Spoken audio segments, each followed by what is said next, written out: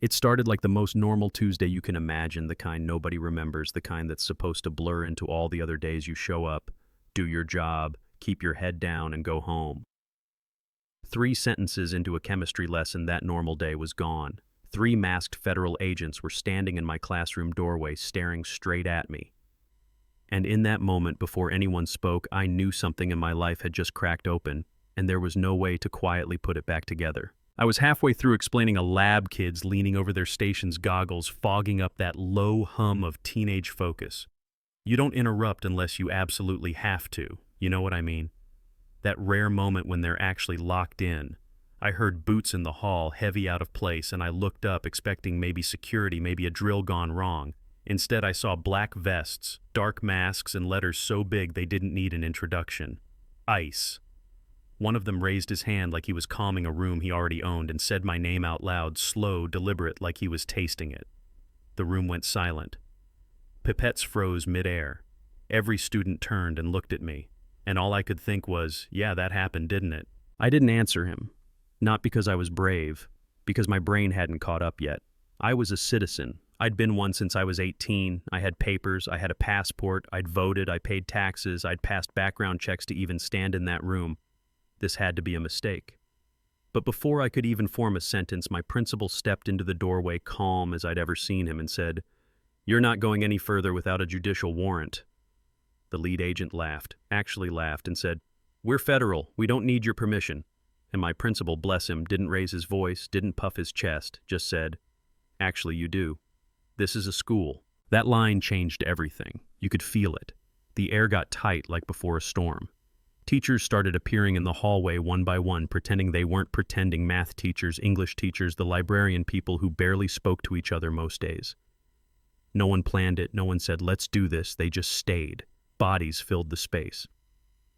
When an agent tried to step forward, someone else shifted, closed the gap, subtle, quiet, defiant. Inside the classroom, my students were watching wide-eyed, trying to understand why their teacher suddenly looked like she might disappear. The agent looked at me again and said, "Ma'am, we can do this the easy way." And that's when something clicked. I didn't owe him anything. Not my fear, not my explanation, not my voice. So I stayed quiet. I remembered my mother's voice from years ago, back when silence wasn't weakness, it was protection. Don't explain yourself to people who already decided who you are. So I stood there, hands gripping the lab table so hard my knuckles went white, and said nothing. Minutes dragged, radios crackled, words like obstruction and consequences floated through the hallway without ever landing. Students peeked from doorways. Someone started filming. I felt exposed and invisible at the same time, like my whole life had been reduced to a question mark hanging over my head. School security arrived then. District lawyers, people with calm voices and clipboards who spoke the language of rules and liability. After 25 minutes that felt like a lifetime, the agents backed off. Tight movements, stiff warnings. This isn't over. Then they were gone. The hallway exhaled. I didn't, not yet. In the principal's office, my body finally caught up with what had just happened. My hands shook, my chest hurt. Everyone kept telling me I wasn't alone, that the district would support me, that this would get sorted out. And all I could think was, why me? Why now? What did they think they knew? The answer came that night, sitting in a borrowed conference room with an immigration attorney who didn't sugarcoat anything. She pulled records, cross-checked databases, made calls. Then she looked up at me with that expression you only see when someone is about to say something heavy. The deportation order wasn't mine. It belonged to my sister. My identical twin sister. I hadn't said her name out loud in years. We were separated as kids during everything that came with leaving our home country. Chaos. Paperwork. People making decisions fast and wrong. She ended up in the system under a different name. Years later, she was picked up in a raid, misidentified, deported. I built a life here. She didn't get the chance. And now, a decade later, that mistake had resurfaced, sloppy and unchecked, and sent masked agents into my classroom based on nothing more than a name match. When the hallway footage hit social media, the story stopped being mine alone.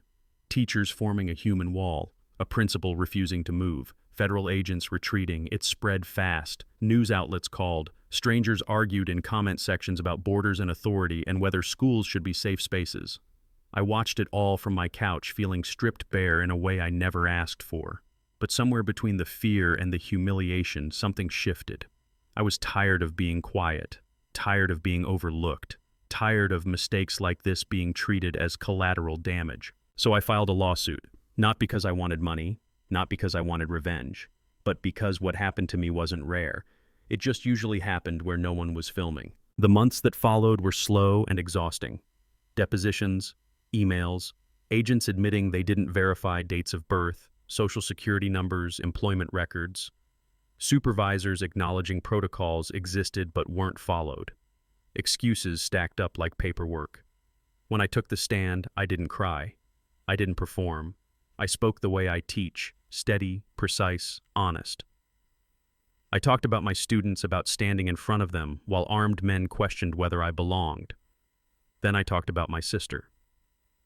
The room went quiet in a way that wasn't dramatic, just real. The kind of silence that means people finally understand this isn't abstract. The verdict came back clear. Liability on every count. Constitutional violations, negligence, reckless disregard, $11.7 million. Some people said it was too much. Some said it wasn't enough. I didn't care.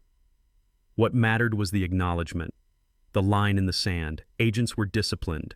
Policies changed. Schools rewrote protocols. My school put up a small plaque near my classroom. Nothing flashy, just a sentence about standing together. I kept teaching. I stayed. And for the first time, I wasn't invisible. Not because I shouted louder, but because people finally listened. But here's the uncomfortable truth. This didn't fix everything. It didn't bring my sister home. It didn't erase years of being underestimated. What it did was force a pause, a question. When authority shows up uninvited, who do you protect? Rules or people's silence or solidarity? So I'll ask you what I still ask myself. If you were standing in that hallway, would you have stepped forward or stepped aside? Drop your thoughts below. Argue. Agree. Share a story if you've seen something like this.